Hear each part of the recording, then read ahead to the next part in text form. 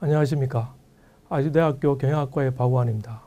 본 교육 강좌는 5개 시리즈로 되어 있습니다.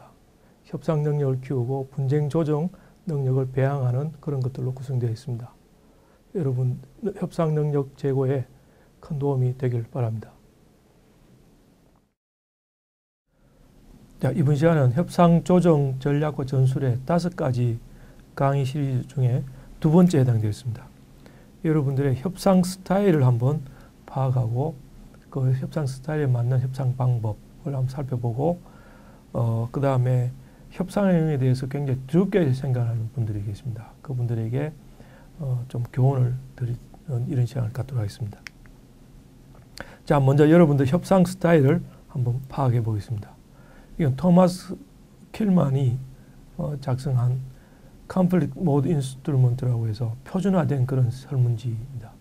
제가 지금 여기 화면 제시한 거는 그 설문지 전체는 아니고 그 일부입니다. 핵심되는 것만 모았습니다.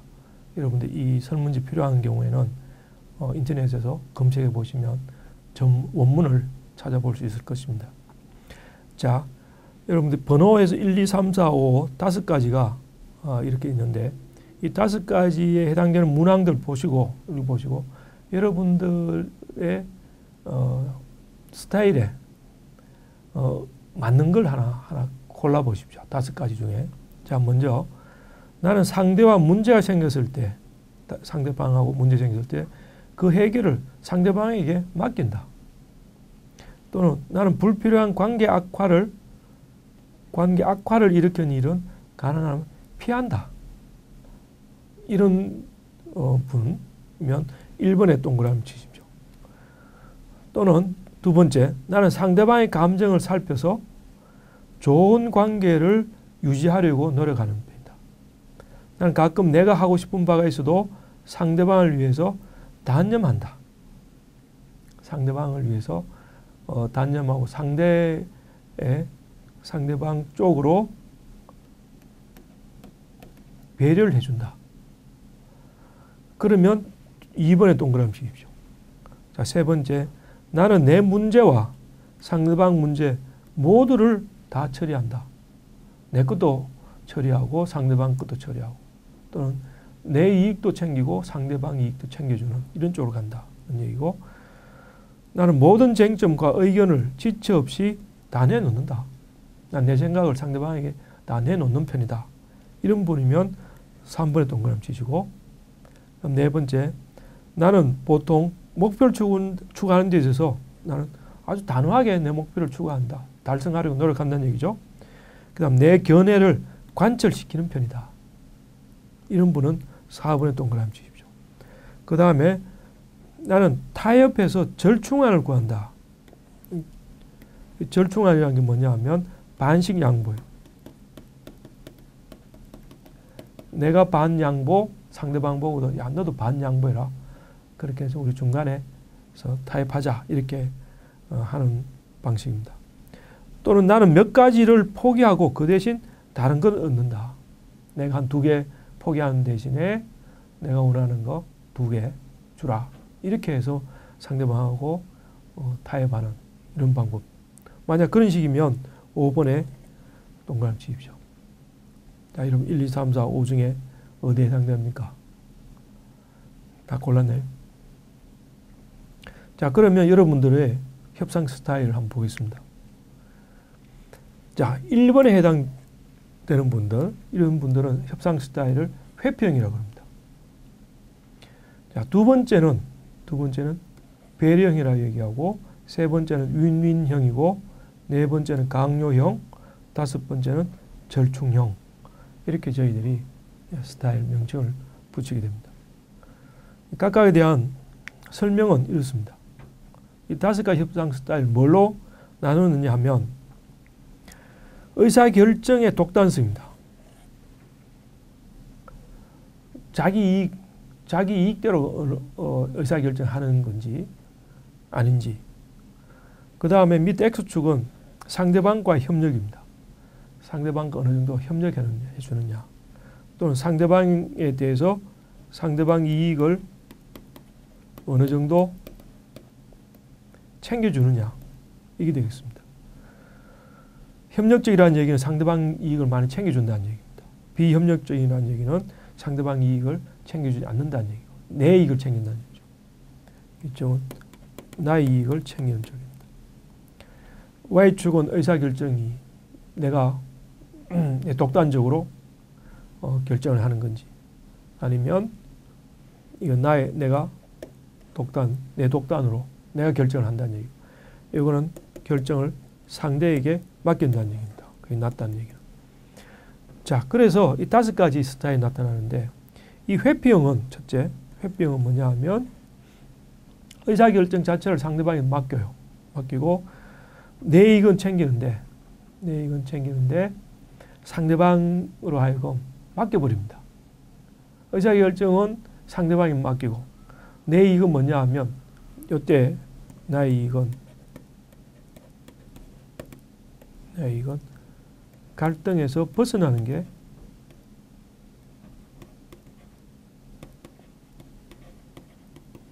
나의 이익입니다. 내 이익을 챙긴다는 게 그런 의미가 아니고 이때 이 회피형은 갈등 상황 자체를 싫어하는 겁니다. 다른 사람과 문제, 트러블 생기는 것 자체를 싫어하는 겁니다. 다른 얘기죠. 내 이익을 챙기느냐 아니냐 다른 얘기입니다. 그러니까 회피형은 이런 겁니다. 다른 사람 상대방하고 어떤 문제에 있어서 상대방이 야 우리 내일 만나서 같이 이 문제를 좀 해결하자라고 얘기하면 난 그 당신하고 얘기하기 싫으니까 당신 알아서 하셔. 그리고 빠져버리는 겁니다. 또는 내일 만나서 약속해놓고 내일 아침에 전화해서 나는 다른 일이 있어서 못 간다고 당신 알아서 하라고 얘기해버리는 거. 이런 경우를 우리는 회피형 이렇게 얘기합니다. 자, 강요형 또는 경제형이라고 하는데 이거는 내 이익을 내 마음대로 결정하는 거. 이건 강요형 또는 경제형이라고 합니다. 그러니까 내 것부터 먼저 챙기는 사람입니다. 내 견해를 끝까지 관철하고 내 얘기를 계속 얘기하고 내 거 챙기지 않으면 화를 내는 이런 사람들입니다. 자, 그와 완전히 반대되는 사람이 배려형이 되겠습니다. 양보형 또는 배려형이라고 합니다. 이거는 내 얘기는 감추고 상대방에게 주는 거예요. 상대방이 뭐 하고 싶다 하면 그래 알았다. 너 그쪽으로 해라. 그렇죠? 이건 회피하는 게 아닙니다. 회피는 아예 갈등에 빠지는 것 자체를 싫어하는 거고 이거는 배려형은 문제를 해결하는 겁니다. 만나서 얘기하면서 상대방 의견을 따라가는 쫓아가는 이런 형태입니다. 자, 그 다음에 절충형은 우리 앞에서 다른 데서 봤듯이 절충형은 반씩 양보합니다. 내 이익 반 양보, 상대방 이익 반 양보. 반씩 양보해서 중간선에서 타협보는 걸 우린 절충형.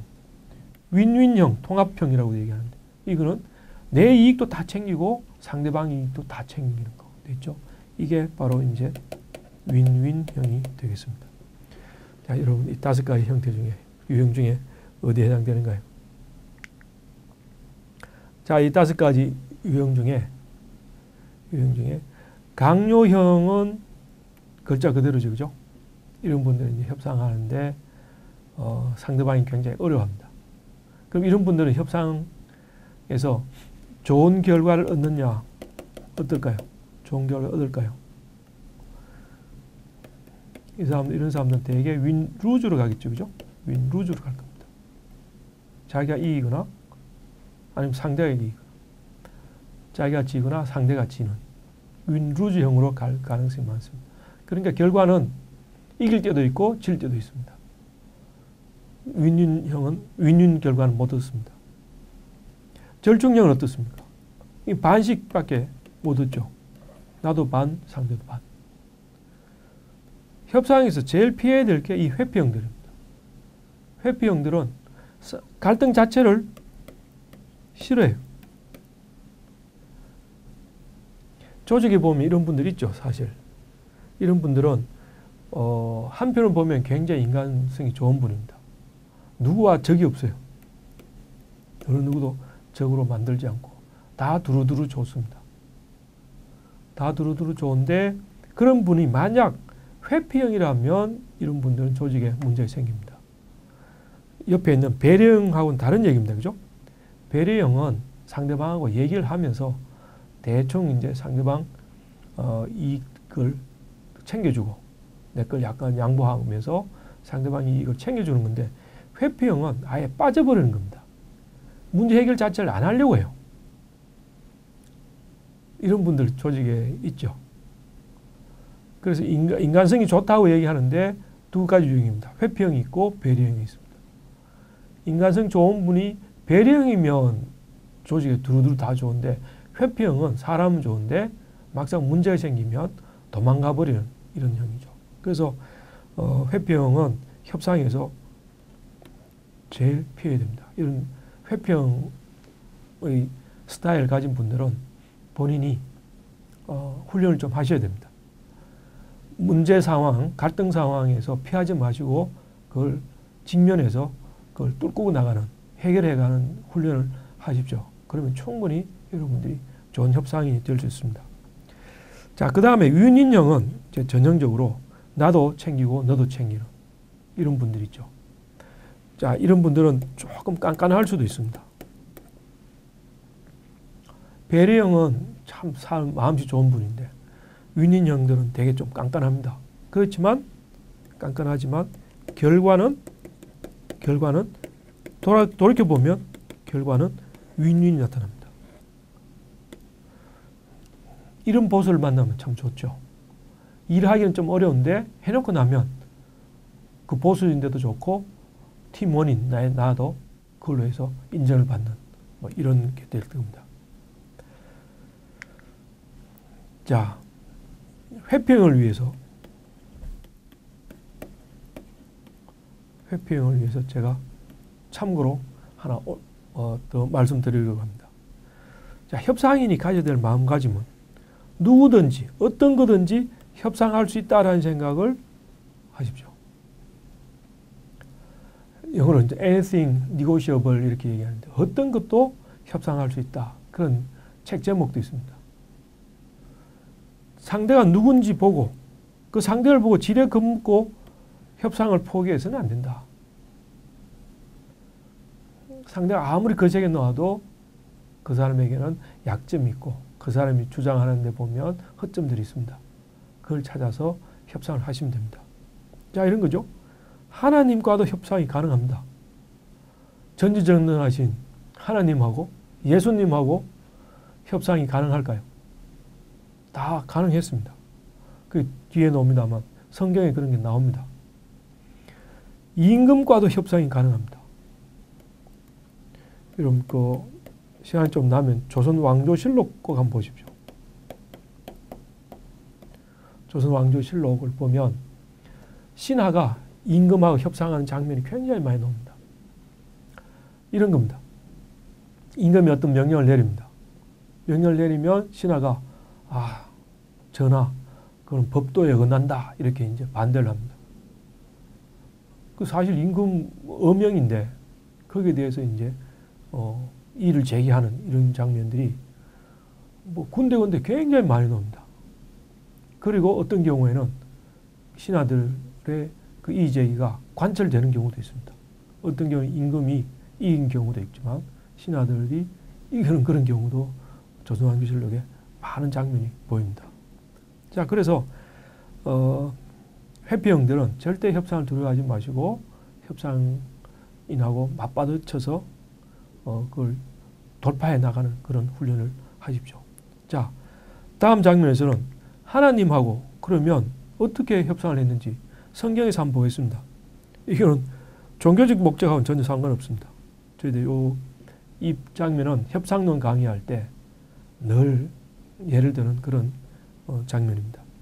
자, 성경의 구약성서 출애굽기 32장에 보면 모세가 하나님과 협상하는 과정이 쫙 기재되어 있습니다. 자, 모세가 이스라엘 백성을 이제 이집트에서 구출해서 홍해를 건너 그 바닷물 딱 갈라지는 그런 기적을 일으키고 홍해를 건너 시나이 산에 도착하죠. 그리고 시나이 산에서 이제 일단 정착을 합니다. 그리고 모세는 시나이 산에 올라가서 하나님으로부터 십계명을 받아오죠. 돌판에 그 두 개의 돌판에 그 새겨져 있는 십계명을 받아옵니다.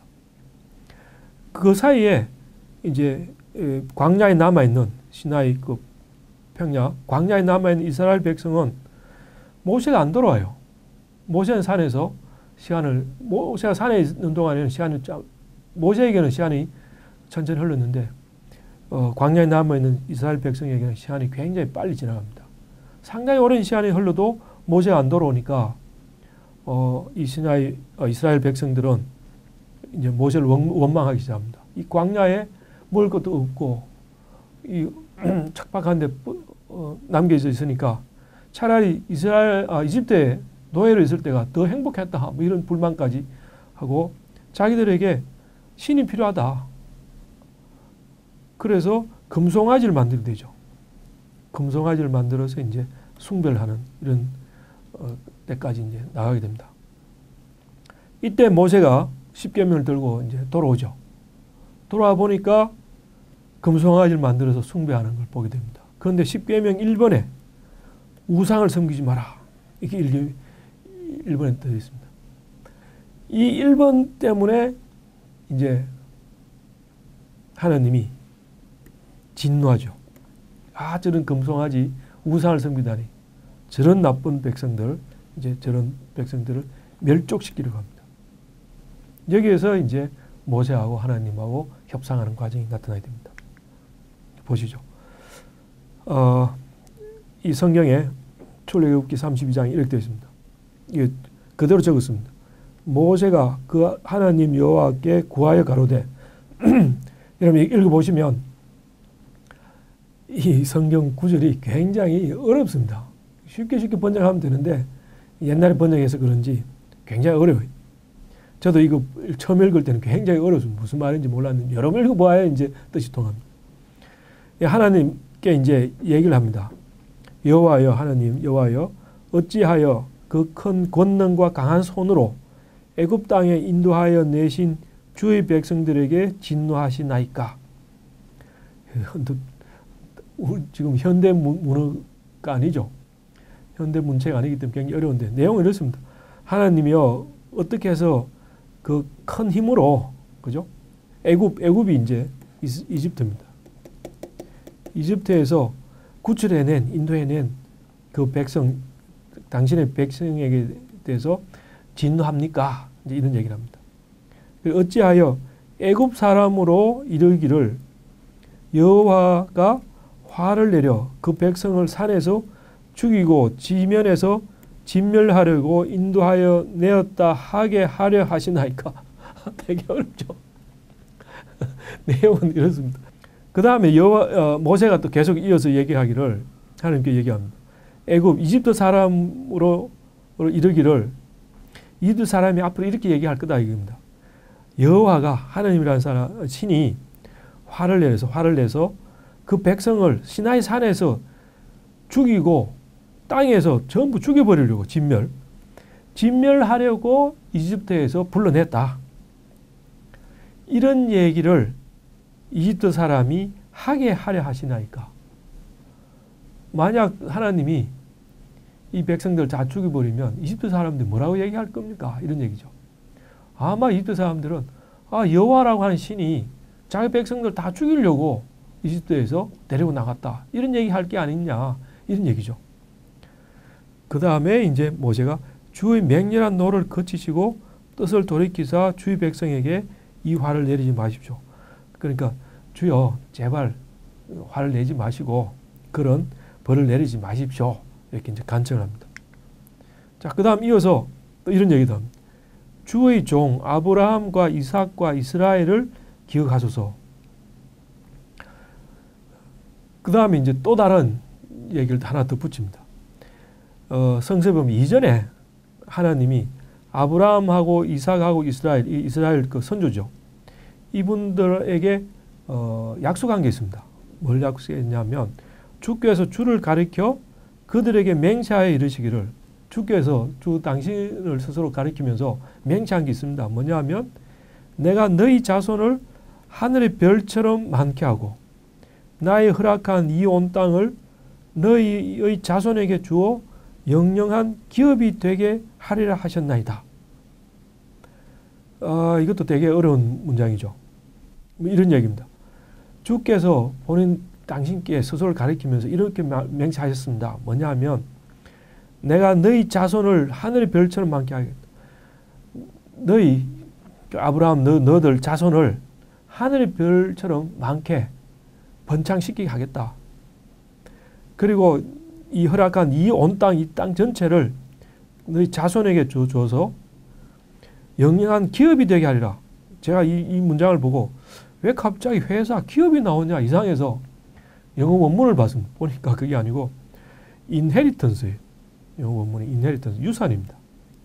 회사가 아니고. 그죠? 유산이니까 얘기되죠. 자손에게 줘서 영영이 유산이 되게 하겠다.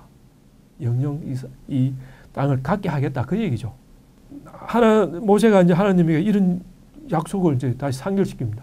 하나님 당신께서 우리 선조인 이스라엘, 아브라함, 이삭, 이스라엘 이분들에게 당신 그 백성들에게 자손을 번창하게 하고 그 다음에 온 땅을 자손에게 줘서 영원히 갖게끔 하겠다고 약속하지 않았느냐. 그런데 왜 이제 와서 그 약속을 이제 저버리시러 가느냐. 진짜 전지전능한 신 맞습니까? 이제 이런 얘기가 감춰져 있죠. 그러니까 여호와께서 드디어 뜻을 돌이키사 말씀하신 화를 그 백성에게 내리지 아니하시니라. 그 얘기를 듣고 하나님이 뜻을 돌이켜서 화를 푸셨다. 이제 이 얘기가 11절에서 14절까지 있습니다. 모세가 엄청난 일을 했죠. 하나님하고 협상을 해서 소위 말해 단판을 지어서 백성들을 구출해냈습니다. 자, 여기서 모세의 협상 전략을 한번 분석해 보겠습니다. 유능한 협상인은 이런 거 잘해야 됩니다. 전지전능한 하나님과 만나서 협상을 할 때 이렇게 협상 전략을 사전에 갖고 들어가면 충분히 이길 수 있습니다. 자, 원문에 이렇습니다. 여호와 어찌하여 그 큰 권능과 강한 손으로 애굽 땅에서 인도하여 내신 주의 백성에게 진노하십니까? 얘기하죠. 자, 이런 얘기죠. 모세가 뭘 준비했냐 하면 하나님께서 힘들게 백성을 구해냈는데 만약 그들 다 죽여버리면 그동안 수고한 노력과 투자한 것에 대해 그것이 허망해진다는 사실을 이제 하나님께 상기시킵니다. 하나님, 지금 그 어렵게 구출했는데 다 죽여버리면 그건 뭡니까? 하나님 대신 손익분석을 해주는 거죠. 손해입니다. 이런 얘기를 하는 거죠. 그 다음 두 번째, 어찌하여 애굽 사람으로 이르기를 여호와가 화를 내서 그 백성을 산에서 다 죽이려고 인도했다라고 하는 얘기를 하게 하려 하느냐. 이런 얘기를 또 합니다. 그러니까 모세가 이제 이런 생각도 한 거죠. 이런 작전을 짠 겁니다. 만약 하나님이 이스라엘 백성들 모두 죽이면 적들이, 이집트 사람들이 뭐라고 얘기할지 한번 생각해 보십시오. 즉 모세의 말을 듣지 않았을 때 하나님에게 돌아오는 결과를 한번 따져보시라고 얘기하는 거죠. 그 결과가 뭡니까? 적들이 그런 음해 그런 거 할 거 아니냐 이거죠. 결국 이익을 보는 것은 우리 공동의 적 이집트임을 다시 상기시켜 줍니다. 자, 그 다음에 원문에 주의 종 아브라함과 이삭과 이스라엘에게 기억한 거.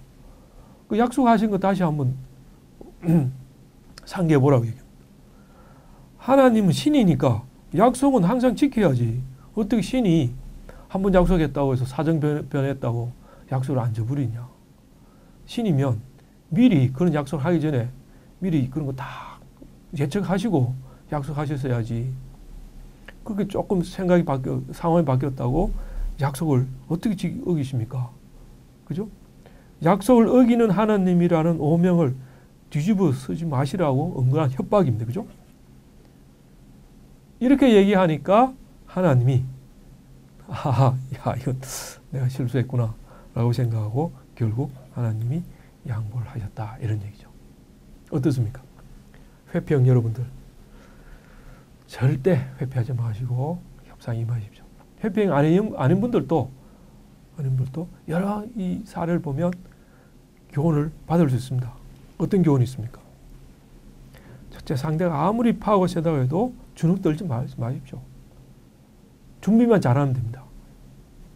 협상에 앞서서 사전 준비를 철저히 하자. 우리 다음 시간에 배웁니다. 협상 시나리오, 나의 배트나 상대의 배뜨나. 배뜨나는 뭐냐면 협상이 결렬되었을 때 내가 할 수 있는 여러 가지 대안들이 있겠죠. 이 대안 중에 최선의 것. 최선의 것을 배뜨나라고 합니다. 나의 배뜨나, 상대의 배뜨나든지, 둘 사이 관계라든지, 이전의 협상 상황이라든지, 이런 것들을 다 파악하고 갑니다. 모세가 하나님과 담판하기 전에 이거 다 준비했죠. 하나님의 약점들 다 찾아냈습니다. 그죠? 그래서 그걸 가지고 협상을 했습니다. 그래서 상대방의 약점을 잘 찾아서 적시의 내미로 상대가 양보를 할 수밖에 없도록 만드는 거죠. 그 둘의 좋은 관계를 지렛대로 활용하거나 협상이 결렬되면 둘의 관계도 깨질 수 있다는 협박도 이런 좋은 무기가 되죠. 이런 사전 준비를 많이 하면 할수록 협상에서 유리합니다. 자, 그 다음에 또 다른 교훈으로 상대가 작은 미끼를 던졌을 때 더 큰 목표가 있음을 잊고 그것을 덥석 물어서는 안 된다. 자, 하나님이 모세에게 이런 제안을 합니다. 그 백성들을 이제 다 죽이겠다고 협박하시면서 모세에게 이런 제안을 합니다. 내가 그들에게 진노하여 그들을 진멸하고 너로 하여금 큰 나라가 되게 하리라. 10절에 있습니다. 라고 해서 이런 회유하는 말도 해요. 하나님이 모세 보고 야, 저 금송아지 숭배하는 저놈들 다 죽여버리고 새로 모세 너가 새로 백성을 일구어서 크게 번성하게 하고 너가 저기 가서 리더가 되라, 왕이 되라. 이렇게 이제 회유하는 말도 해요. 그런데 모세는 거기에 넘어가지 않죠. 백성을 살려야겠다고 하는 목표를 잊지 않고 하나님과 이제 담판에 들어갑니다. 그러니까 협상을 하다 보면 상대가 아주 조만한 결과를 주면서 야, 이거 받고 이제 끝내자라고 얘기합니다. 그때 그거 받고 끝낼까 아니면 내게 다른 큰 목표가 있는지도 생각을 하고 만약 큰 목표가 있다면 작은 결과는 쉽게 받아들이지 말고 버려라. 포기해라. 그게 오히려 큰 걸 얻는 길이다. 라는 것도 이 교훈에서 얻을 수 있습니다. 자, 이상으로 이번 강의는 다 보셨습니다. 다음 강의는 3차 강의가 되겠습니다만 그러면 윈윈 협상을 잘하려면 어떻게 해야 되느냐. 그래서 유능한 협상인의 기본 자질이라든지 기억력, 빨리 말할 스트레스, 그다음 경청한다든지 이런 내용들을 다음 3차 시에서 배우게 됩니다. 여러분들 꼭 세 번째 거 윈윈 협상 잘하려면 이 부분을 꼭 한번 찾아서 보시길 권합니다. 자, 본 강의는 고용노동부가 지원했고 저희 사단법인 한국조정중재협회에서 제작한 건데 이 협상 조정 전략과 전술만 있는 게 아니고 윈윈 협상 전략이라든지 고용 인사관리상에 나타나는 여러 분쟁을 해결하는 거, 그다음 노사관계에 있어서 분쟁을 해결하는 이런 데 대한 강의도 별도로 제작이 되어 있습니다. 여러분들이 그 인터넷이라든지 이런 데 검색하면 동영상이라든지 휴넷 홈페이지라든지 저희 협회 홈페이지 이런 데 다 올라가 있으니까 검색해서 여러분들이 다 무료로 되어 있습니다. 여러분들 활용해 주시면 큰 도움이 될 겁니다. 고맙습니다.